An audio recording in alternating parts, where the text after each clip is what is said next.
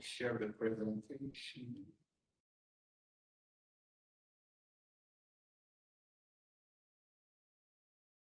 I hope you are able to see it well.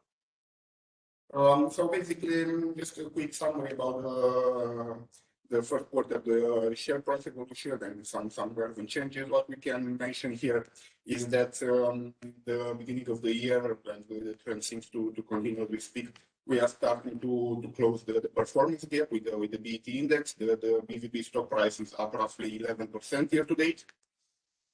In terms of some ownership changes, we have seen continuous accumulation from the Romanian institutional investors, which their ownership increased by some 2% compared to the previous quarter, and the decrease is coming mostly from the Romanian individual investors.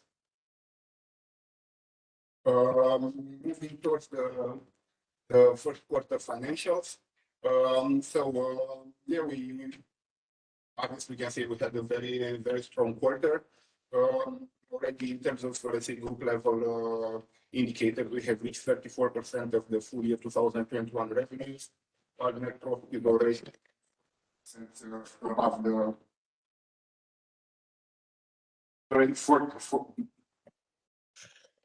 Sorry, some technical issues. Sorry. Do you hear me now?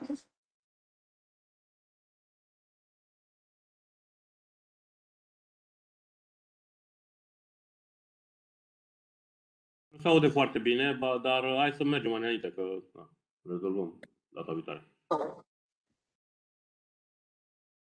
Yeah. Yeah, the net profit is already 40% of the numbers.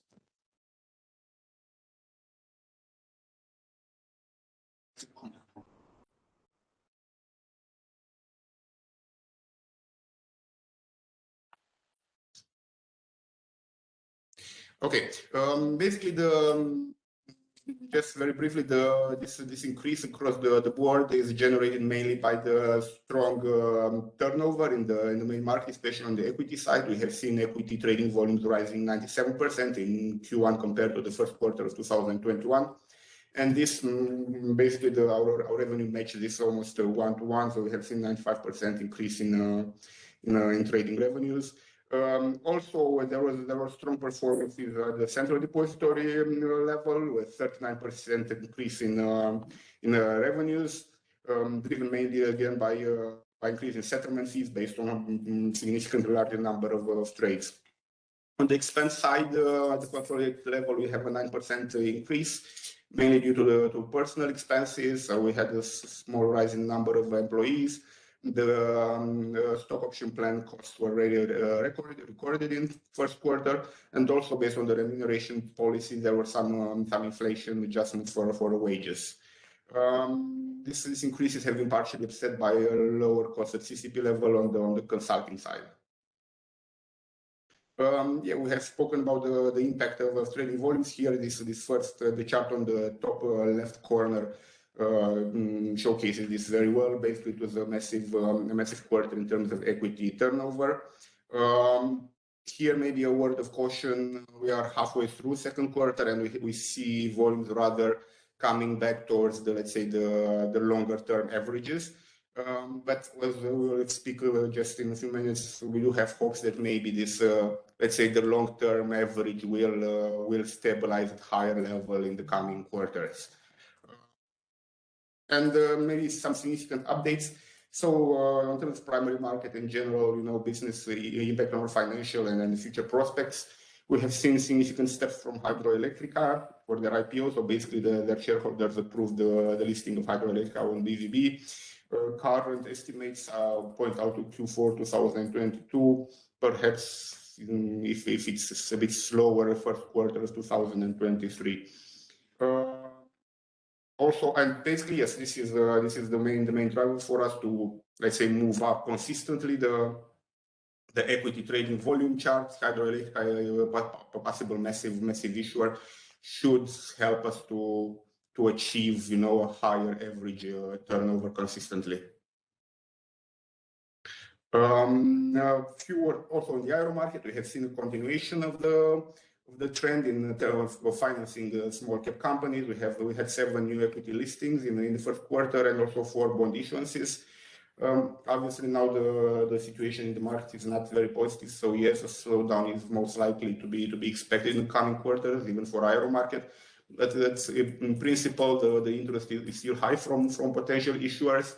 There are already companies that perform quite well. We see aero companies already talking about transfer. More companies talking about transferring to the regulated market. Some of them even starting to pay dividends to the shareholders. So the prospects are positive once the markets will be probably more stable and more let's say the investor will be more optimistic. A few words on the impact on the very significant recent developments. So in terms of Russia-Ukraine war, here we were, yes, I would say lucky in terms of issuers because our listed companies have very low direct exposure to Russia and Ukraine. Yeah, and we've seen some neighboring countries where the exposure was much higher. The impact was definitely a lot more meaningful. Which also translated in significant sell-offs in the respective shares. Overall market evolution,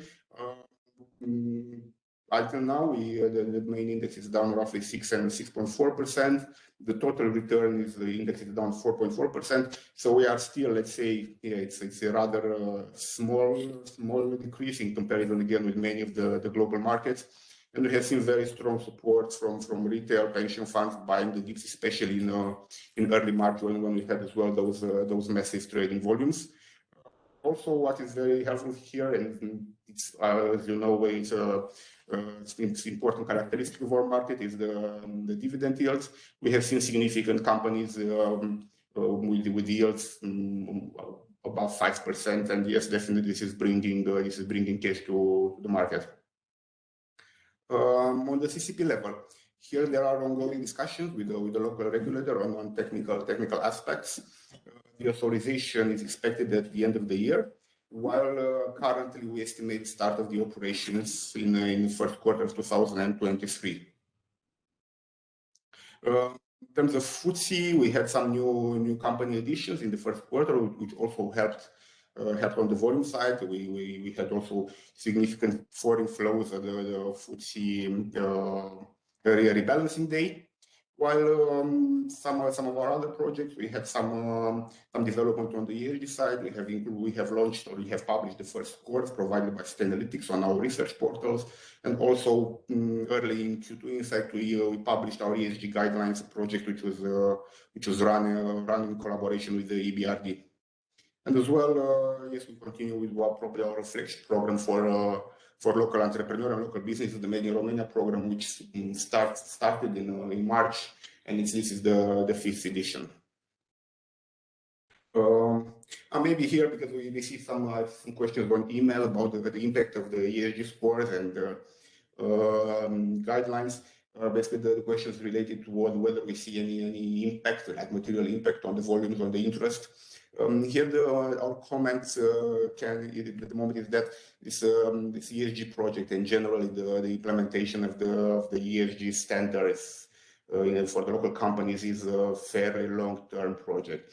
At the moment, for Romania, especially Romanian investors, but also many of the foreign investors looking at Romania are looking for, let's say, baby steps in these directions or for initial progress. As far as we know, there is no direct implementation of ESG scores in the allocation of the Romanian investors. So at the moment they are looking at models, they are making plans for longer term, but currently they are not using ESG data in their decision making process. Definitely, we think it's very important on the longer term for the competitiveness of the market, and when the time will come when yes, investors will actually include this information in their investment models and in their capital allocation process. So yeah, it's a very hot topic, as you well know, and we will continue our initiatives in terms of ESG coverage. And we are sure that the local issuers, the ones that will be able to implement and to understand investor requirements, will have a competitive advantage in the coming years. Yeah, we start with a bit more detail on the financials, so I will pass it to Cristina. Thank you, Ramos. Regarding the financial performance of the first quarter of 2022, starting with BVB, the operating income of 9.86 million, like Remus already mentioned, is significantly increased by 70% compared with the first quarter of 2021, and it's mainly influenced by the double value of trading revenues following the increased volatility, but also a reason that should be mentioned is that Romania has increased its representativeness in emerging markets indices. Also on public offers revenues, we have a positive impact from the offer to sell OMV Petrom shares, which generated an income of 1.32 million. Also, we recorded increases on revenues from issuer taxes, which increased by 20%, following the update of tariffs with the inflation rate of 2021, and the market data revenue, which increased by 12%. On the operating revenue side, the value of this are 4.97 million, 30% increase compared to the first quarter of 2021. As already mentioned, they are mainly driven by the advance of personal expenses and other operating expenses. We enter in details in the next slide. Regarding operating profit, significant increase of 149% compared to the first quarter of 2021, up to 4.89 million, with an improved operating margin of 50%, and are mainly due to the advance of operating income. Net financial income, it's decreasing by 54% compared to the first quarter of 2021, and it's mainly influenced by a reduced forex gain generated by a moderate increase of the RON USD exchange rate compared with the first quarter of 2021. Net profit is 4.39 million, double compared with the first quarter of 2021, with a net margin of 45%. Regarding BVB group financial results for the first quarter of this year, operating income increased by 58%, up to 15.6 million compared with the first quarter of 2021, mainly driven by the increase in trading segment revenues, but also the other segment, post-trading revenue and register segment, increased by 39%, respectively 40%. Operating expenses increased by 9% compared with the first quarter of 2021, and up to 9.92 million, and are also due to the increase in personal expenses, mainly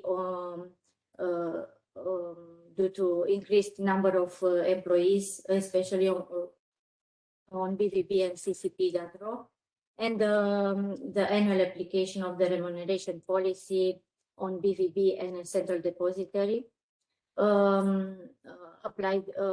implemented in 2029 on April. Also, other operating expenses increased, but are partially offset by the decrease in third-party services from CCP.ro. Operating profit, it's 5.68 million. Significant increase, 5 million increase compared with the first quarter of 2021, and are mainly driven by the increase in consolidated operating revenues. Sorry.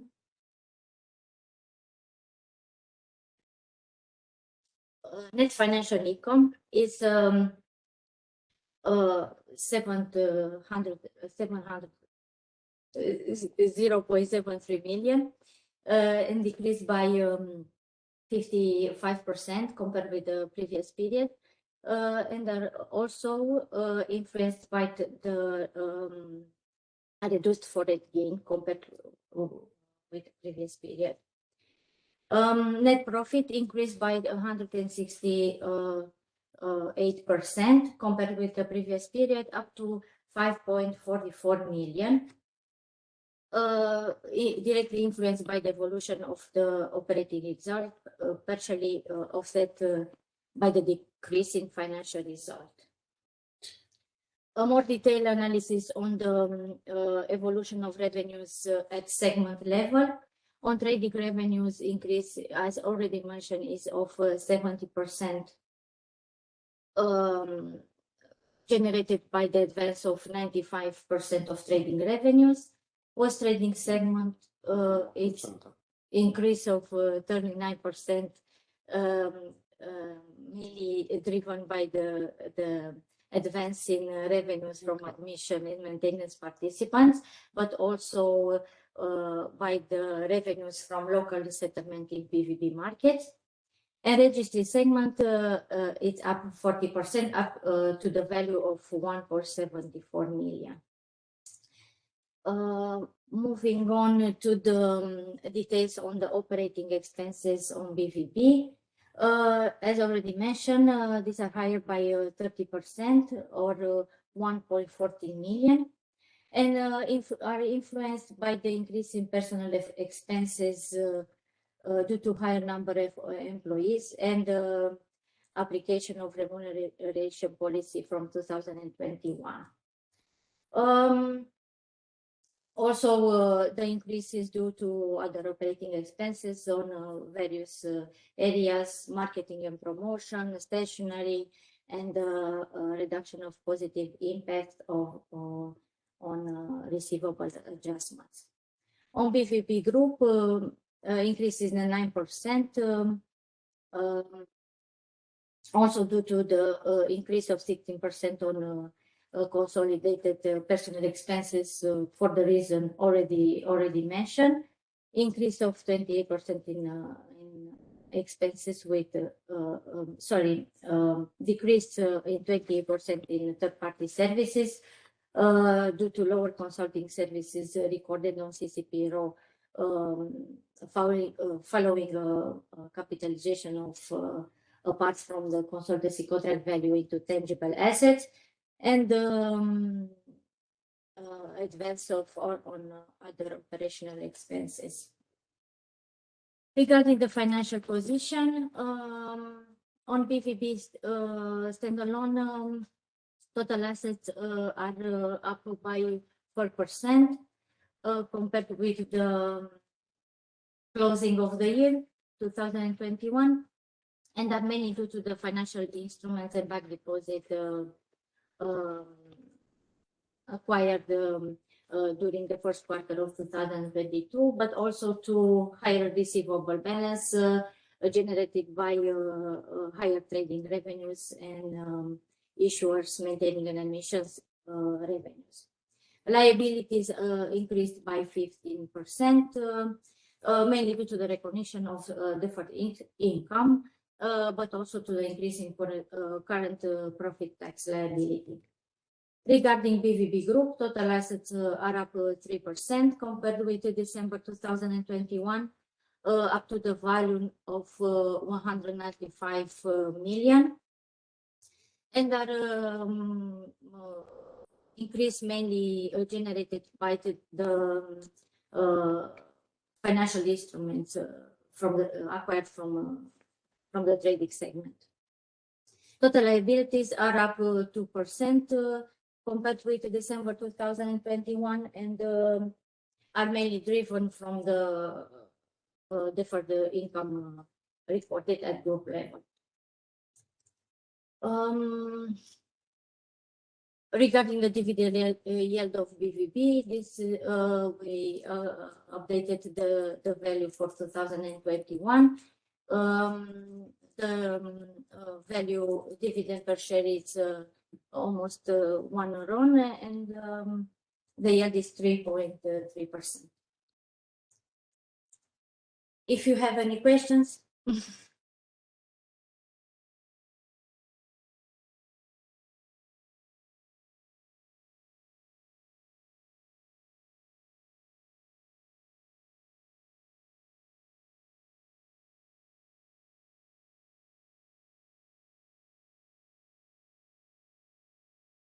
So Yeah, as I would like present, to- te rog. Da, Adrian, vrei tu să zici? Yeah, I would like to add a little bit more information about the CCP project. Maybe it's a subject of interest. We are still discussing with the authorities about some technical stuff regarding the flow of authorization, and hopefully we'll get clarified soon to do the application. So yeah, in a very large proportion we are ready to do the application, but still we have some discussions on the technical stuff with local authorities, and hopefully we'll get clarified soon. Yes, in the previous reportings we have said that the target is to become operational during this year, but I think you have still a little bit already a delay on this target, and the new estimation is that you'll become operational next year, at the beginning of next year, but hopefully you'll get authorization still this year. The authorization moment is not equal with the functional moment, because after the authorization you have to pass a period to go live period to go live process. We have to do the connections with the members and so on, which might take maximum 3 months. Yep. So hopefully yes, but still you are hoping that you can get authorization still this year, and to begin the go live process after the authorization. Yeah.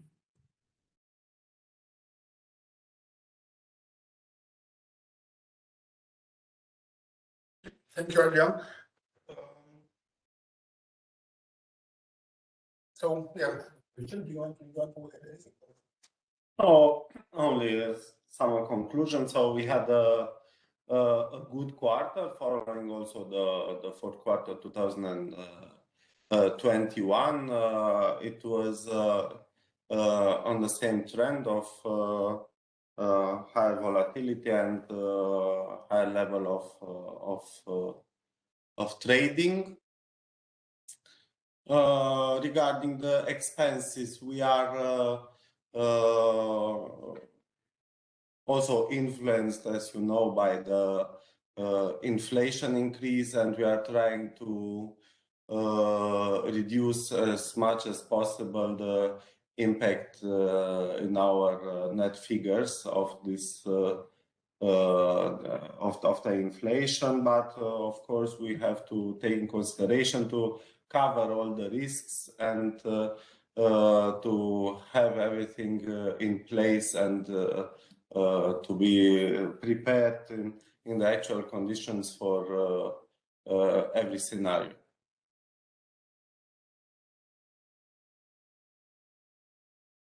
So if there are no questions, we will conclude our conference call presentation. Thank you very much for joining us, and speak again in 3 months. Thank you. Have a nice day. Thank you. Thank you. Yeah.